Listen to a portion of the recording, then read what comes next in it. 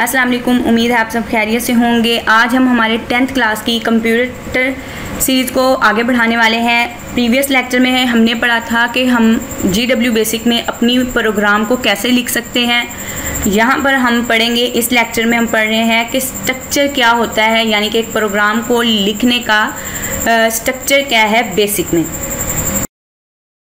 देखते हैं structure of the basic programme के बेसिक प्रोग्राम को लिखने का हमारे पास स्ट्रक्चर क्या है। तो आप कह सकते हो कि यहाँ पर हम हर स्टेटमेंट को लाइन नंबर देंगे, जैसे कि 10 नंबर लिखेंगे, 10, फिर अपनी स्टेटमेंट, फिर 20, फिर अपनी स्टेटमेंट, फिर 30 लाइन नंबर, फिर अपनी स्टेटमेंट। इस तरह से हम यहाँ पर GW बेसिक में स्टेटमेंट्स को इस तरह से लिखते हैं। उसके बाद क्या है कि आप चाहे तो एंड स्टेटमेंट को GW बेसिक में यूज़ कर सकते हैं, नहीं भी करते तो कोई फ़र्क नहीं पड़ता, लेकिन ये अच्छी प्रैक्टिस होती है। अगर आप उसको एंड स्टेटमेंट्स को इस्तेमाल करना अच्छी प्रैक्टिस होता है, लेकिन ये लाजमी नहीं है कि आप इसे इस्तेमाल करें। इसमें रेपिटेशन ऑफ लाइन जो होती है, मतलब एक लाइन नंबर को आप बार बार रिपीट नहीं कर सकते। जैसे आपने पहले लाइन नंबर 10 लिखा है, फिर लाइन नंबर 20 लिखा है, उसके बाद दोबारा से आप लाइन नंबर 10 को लिख रहे हो, तो ये जो है GW बेसिक इसे अलाउ नहीं करेगा। वो अगर आपका पहले वाला जो 10 नंबर है उसमें से अगर उसने लोड किया हुआ है और आप वो आगे स्टडी कर रहा है, उसके बाद उसे फिर से लाइन नंबर 10 मिल गया है, तो वो पहले वाले लाइन नंबर 10 को छोड़कर दूसरे वाली लाइन नंबर 10 को एक्सेस कर देगा। इसके अलावा आप 2 या 2 से ज़्यादा जो स्टेटमेंट्स हैं आप वो भी राइट कर सकते हो। एक ही लाइन नंबर पे, मतलब एक ही लाइन नंबर में आप 2 स्टेटमेंट्स को लिख सकते हो, लेकिन उनको सेपरेट करते हो कॉलन की मदद से।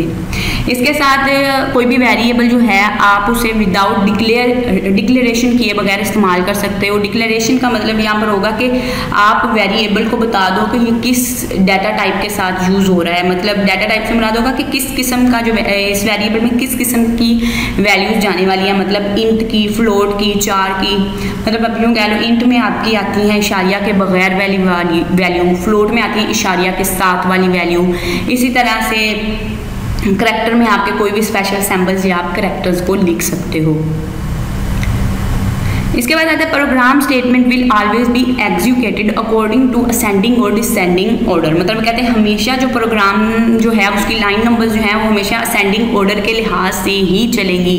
वो मतलब 10, 20, 30, 40 इसी सीक्वेंस से फाइल्स को लेकर जाएगा। अगर आपने तरतीब इस तरह से तब्दील कर दिया कि आपने लाइन नंबर 10 लिखा है, उसके बाद 20 के बाद 30 लिख दिया है और 30 के बाद आप जाके 50 लाइन नंबर लिख रहे हो, तो क्या होगा कि वो पहले सीक्वेंस में चेक करेगा कि लाइन नंबर 10 के बाद 20 चली, 20 के बाद 30 चली, फिर वो देखेगा 50 है और 50 के बाद लाइन नंबर 40 लिखी हुई है, तो वो क्या करेगा, सीधा 50 को छोड़कर 40 की तरफ जाएगा। पहले वो 40 को रन करवाएगा, यानी कि 40 की स्टेटमेंट्स को चेक करेगा और फिर उसके बाद जो 50 की है उसको चेक करेगा। मतलब एक ऑर्डर, असेंडिंग ऑर्डर के लिहाज से ही वो वैल्यूज़ को एक्सेस करेगा, रन करवाएगा।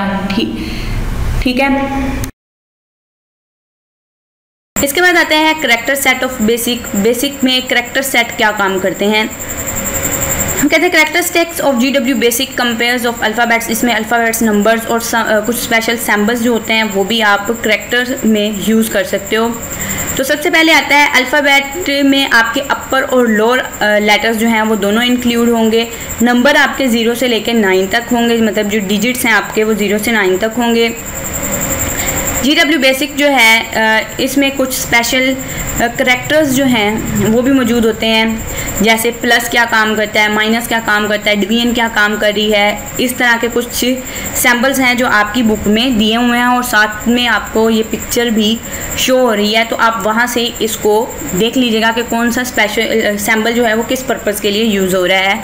तो हर लैंग्वेज में जो सैम्पल्स होते हैं वो अपने अपने पर्पज़ के लिए यूज़ होते हैं, लेकिन GW बेसिक में वो तमाम सैम्पल्स जो हैं ये आपके लिए MCQs के लिए, शॉर्ट क्वेश्चन नहीं सॉरी, MCQs के लिए बहुत ज़्यादा इंपॉर्टेंट है। इसको आप देख लीजिएगा, आपके पास MCQs आ जाते हैं कि कौन सा सैम्पल किस पर्पज़ के लिए यूज़ हो रहा है।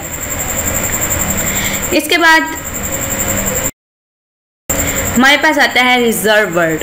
रिजर्व वर्ड क्या होते हैं, रिजर्व वर्ड को हम कीवर्ड भी कहते हैं। ये क्या होते हैं, ये पहले से बेसिक लैंग्वेज के अंदर कोई ना कोई इनका मायने है, कोई ना कोई इनका फंक्शन पहले से ही बेसिक में, मतलब जो जिसने इस लैंग्वेज को डेवलप किया है, बेसिक लैंग्वेज को डेवलप किया है, उसने पहले ही कुछ ख़ास वर्ड्स बना दिए हैं जिनका बेसिक के अंदर कोई ना कोई फंक्शन है और वो फंक्शन फिक्स होता है। ऐसा नहीं है कि आप उसे अपने लिहाज से दोबारा से, मतलब जो जिस पर्पज़ के लिए जो बनाया गया है उसे आप उसी पर्पज़ के लिए इस्तेमाल करोगे, अपनी मर्ज़ी से आप उसे नहीं बना सकते हो।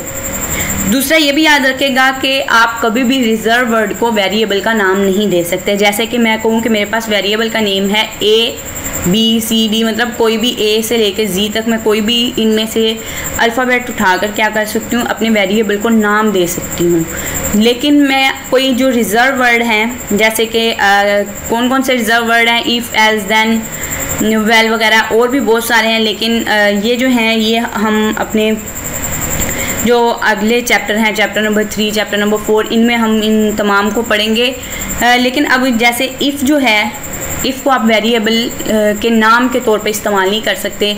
आपको बता चुकी हूँ, आप अल्फ़ाबेट के लिहाज से A से लेकर Z तक आप कोई वर्ड भी इनसे बना के लिख सकते हो। लेकिन ऐसे वर्ड जो रिज़र्व वर्ड किए गए हैं, पहले से रिज़र्व है, आप उनको वेरिएबल का नाम नहीं बताओगे। जैसे इफ़ है तो इसका कोई ख़ास पर्पज़ है, वो हम इंशाल्लाह जब इफ़ का टॉपिक आएगा उसमें कवर करेंगे। एल्स का भी जो काम है उधर करेंगे। देन, वेल, ये तमाम कीवर्ड्स हैं, तो इनको आप वेरिएबल के नाम के तौर पर इस्तेमाल नहीं कर सकते। हम देखते हैं नेक्स्ट लेक्चर में हमने क्या क्या पढ़ना है। नेक्स्ट लेक्चर में हम पढ़ेंगे कि वेरिएबल क्या होता है और पढ़ेंगे कि वेरिएबल को बनाने का या वेरिएबल को नाम देने का रूल क्या होता है, या कितने रूल्स हम इस्तेमाल करते हैं एक वेरिएबल लेते वक्त। इसी के साथ हमारा टॉपिक यहीं पर कंप्लीट होता है। अगर आपको ये लेक्चर्स पसंद आ रहे हैं और इस सीरीज़ में मौजूद आप और लेक्चर्स को लेना चाहते हैं तो आप हमारे चैनल को सब्सक्राइब करें, लाइक करें, शेयर करें और कमेंट करके बताएं कि आपको लेक्चर्स कैसा लग रहा है और आपको इससे रिलेटेड और कौन से टॉपिक्स जो हैं 10th क्लास के लिहाज से आपको चाहिए। और मज़ीद आप ये चैप्टर जब हमारा कंप्लीट होगा तो लास्ट में मैं आपको इंशाल्लाह बताऊंगी कि बोर्ड के लिहाज से इंपॉर्टेंट क्वेश्चन कौन कौन से हैं। इसी के साथ मुझे इजाज़त दीजिएगा। Thanks for watching. अल्लाह हाफिज़।